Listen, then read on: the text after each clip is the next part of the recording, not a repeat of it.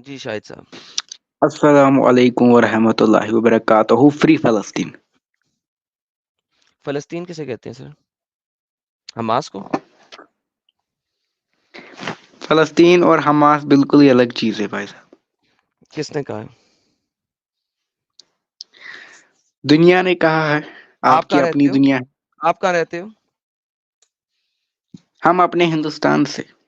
हिंदुस्तान की गवर्नमेंट का इस वक़्त नाम क्या है? हिंदुस्तान की गवर्नमेंट का मतलब क्या है? हिंदुस्तान की गवर्नमेंट का इस वक़्त नाम क्या है? गवर्नमेंट मतलब पार्टी, बीजेपी अभी पावर में है। बेहतरीन। क्या बीजेपी इंडिया है कि नहीं?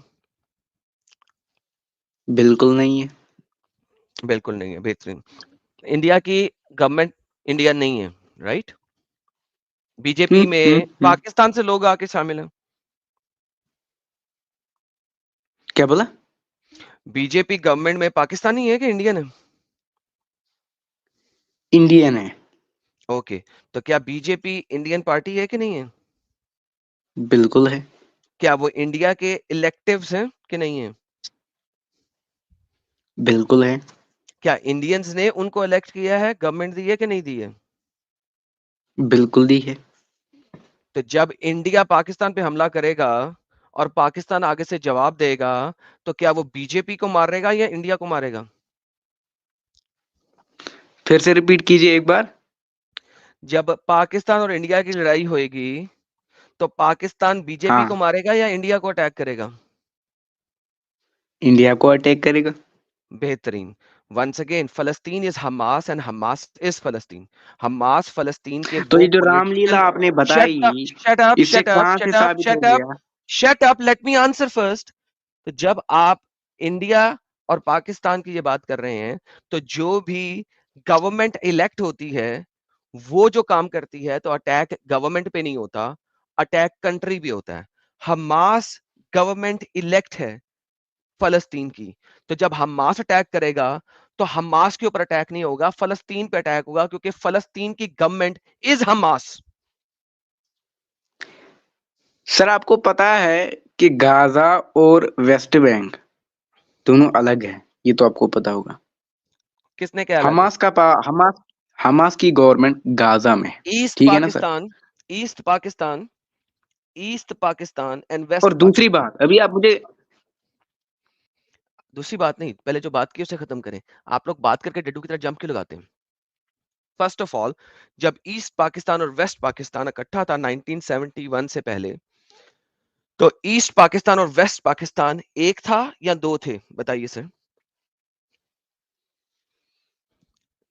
क्या बोला?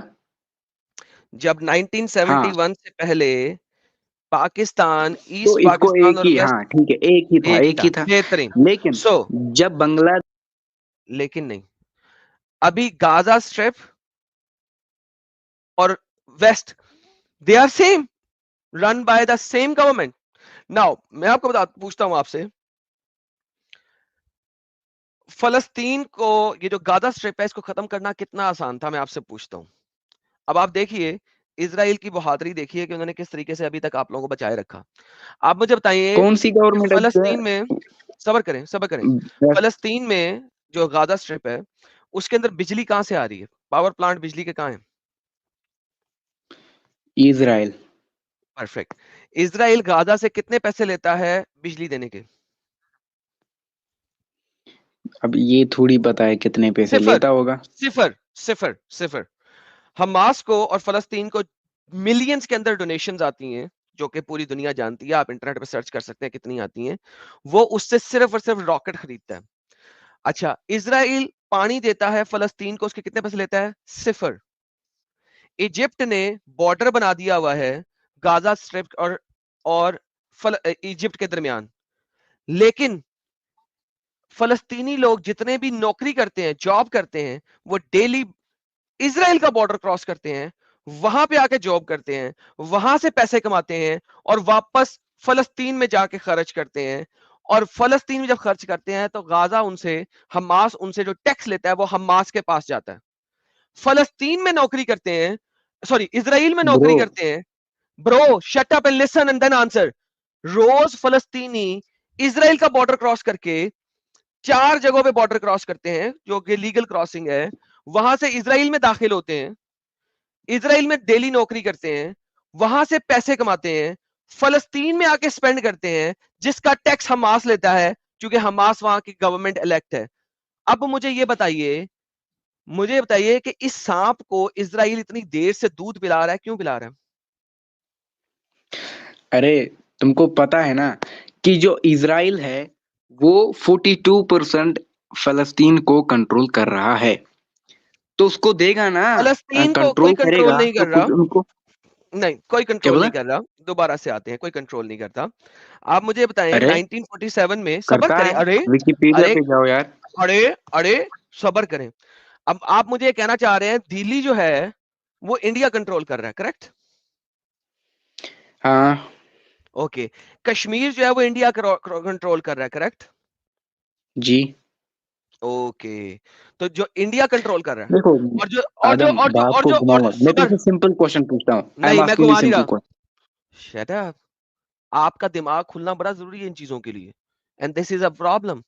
तुम लोग सुन के आ जाते हो, तुम्हें 2 रुपए की अकल नहीं है, 2 रुपए की अकल नहीं है, लिटरली स्पीकिंग। अगर 2 रुपए की जियो पॉलिटिक्स सुनी होती, तुम आज ये बकवास ना करते। इंडिया दिल्ली को कंट्रोल नहीं कर रहा, Delhi was always part of India. गधे के बच्चे, इंडिया कश्मीर को कंट्रोल नहीं कर रहा, Kashmir was already part of India. अगर इंडिया कल को जो दूसरी साइड का कश्मीर है, जिसको पाकिस्तान आजाद कश्मीर कहता है, जिसको पाकिस्तान आजाद कश्मीर कहता है, कल को वो उसको अगर कंट्रोल करेगा, तो वो उसको कंट्रोल नहीं करेगा।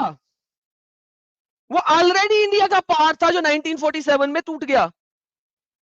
इसी तरह इजराइल किसी भी एरिया को कंट्रोल नहीं कर रहा। 1947 में ऑलरेडी डिवीजन हो गया था इस लैंड का। अगर इजराइल फलस्तीन अटैक ना करता, तो इजराइल कभी भी अटैक ना करता, इजराइल रिटेलिएट करता है अगेंस्ट द अटैकर। 1965 में अगर इंडिया पीछे ना हटता यूएन के प्रेशर में आके, तो आधा लाहौर इंडिया में होता। समझ लगी? देखो पहली बात, अगर तुमने माँ का दूध पिया ना तो मुझे बैक स्टेज। मैंने माँ का दूध पिया हुआ है, और तुम्हारे इस बकवास करने से फर्क नहीं पड़ेगा। तुम्हारे मोहम्मद ने माँ का दूध नहीं पिया था, इसीलिए उसने इस किस्म की बगैरतियां दी थी आप लोगों को, और आपको समझ नहीं आई थी।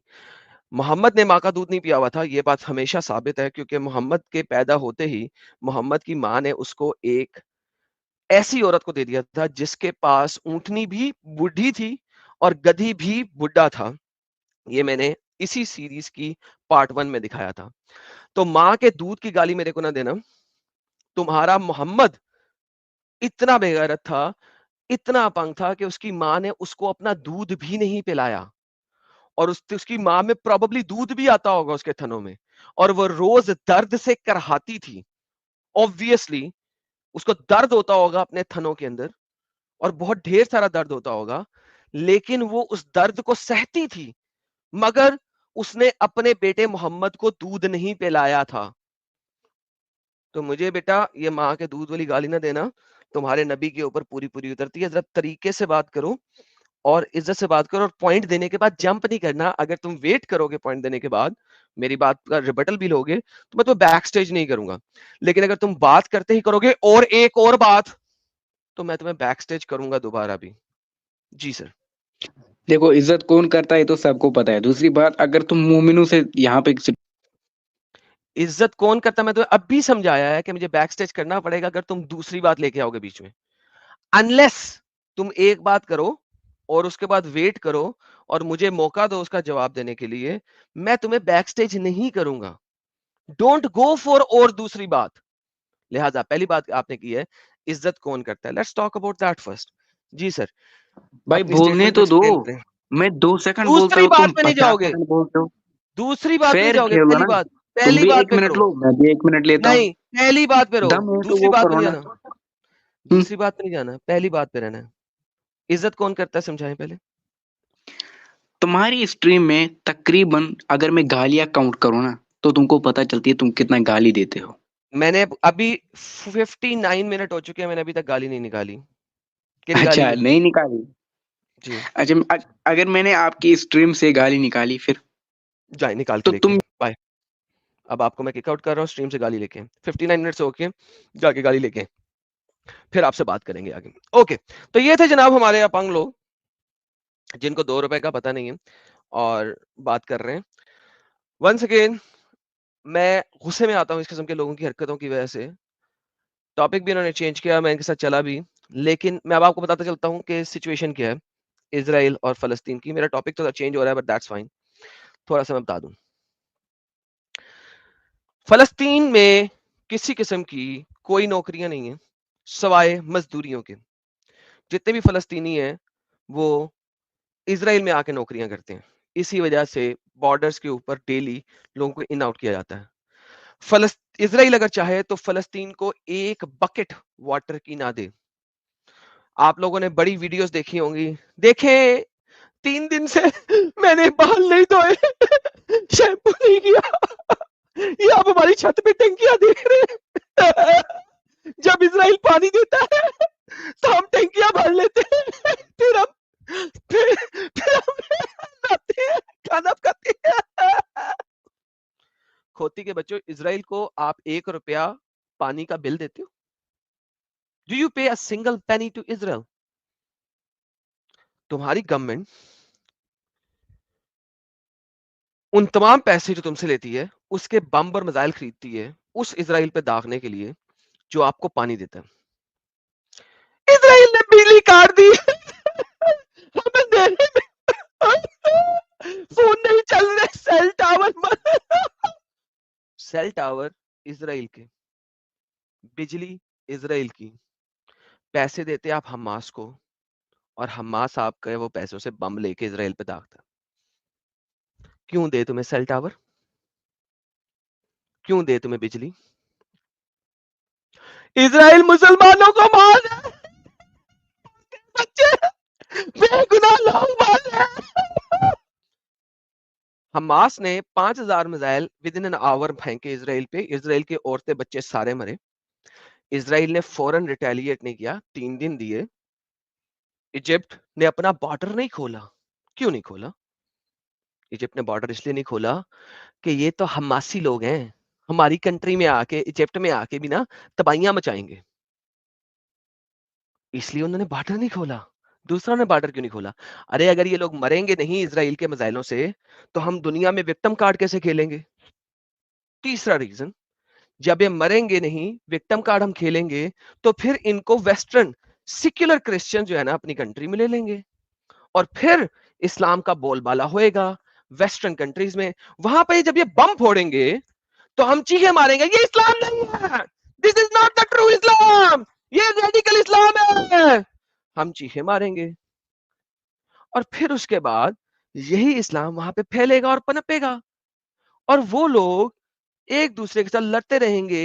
एक सेक्युलर क्रिश्चियन दूसरे क्रिश्चियन को बोलेगा, तू झूठा है साले, तेरे में जीसस क्राइस्ट का लव नहीं है, you don't have the love, you don't show the love, you don't show the, turn the cheek, अपने दूसरे चीक सामने कर दे। तो एक क्रिश्चियन ही दूसरे क्रिश्चियन को चपेड़े कराएगा और ये लोग आपस में लड़ते रहेंगे और हम वहां पे बच्चे पैदा करते रहेंगे और बम फोड़ते रहेंगे। और जब भी बम फूटेगा, तो जो सच बोलने वाला बोलेगा, ओ ये इस्लामियों ने मारा, बम मारा, ये कुरान से साबित होता है, ये हदीस से साबित होता है। तो दूसरे बोलेंगे नहीं, ये एक्सट्रीमिस्ट लोग हैं, वो उस वक़्त के लिए थी, इस वक़्त के लिए नहीं है। और क्रिश्चियन आपस में एक-दूसरे के साथ लड़ते रहेंगे और वहाँ पे सेक्युलर्स और क्रिश्चियंस की हम लड़ाई कराएँगे। वहाँ पे हम सेक्युलर्स और क्रिश्चियंस को आपस में लड़वाते रहेंगे। वो कुत्ते की तरह लड़ते रहेंगे और हम पीछे-पीछे पनपते रहेंगे और फिर हमें एक दिन वो मुल्क भी अपना कर लेंगे, आबादी के लिहाज से। बहुत खूबसूरत गेम प्ले किया। I love it. इस्लाम आपको कुछ और सिखाए ना सिखाए, जंग की शातिरपना ज़रूर सिखाता है। मोहम्मद ने क्या कहा था? जंग में कोई कानून नहीं होता। जंग इज़ डिसेप्शन।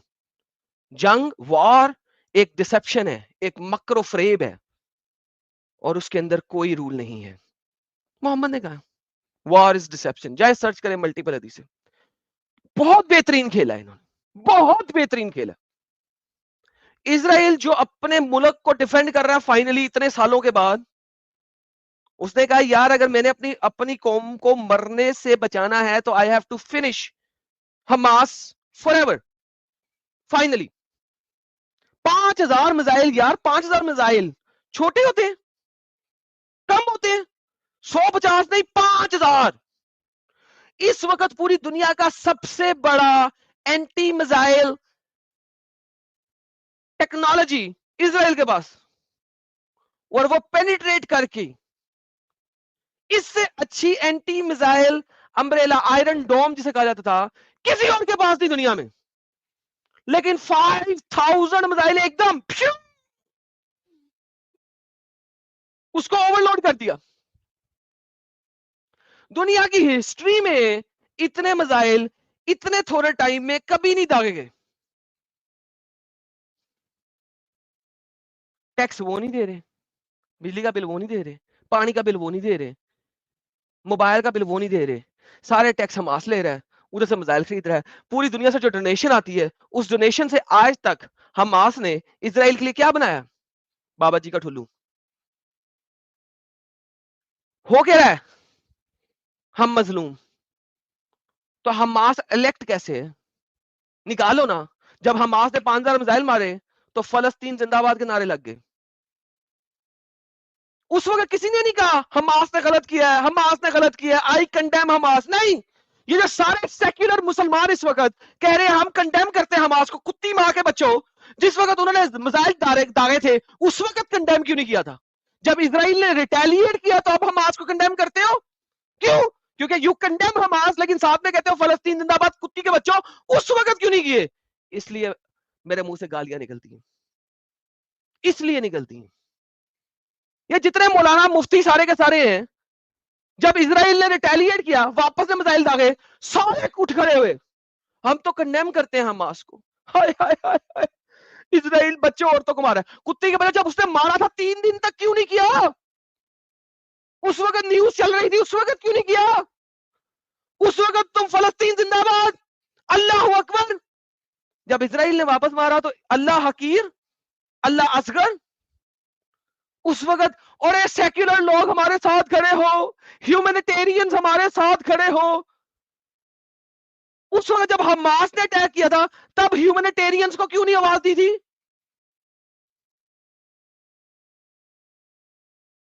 Stupid seculars,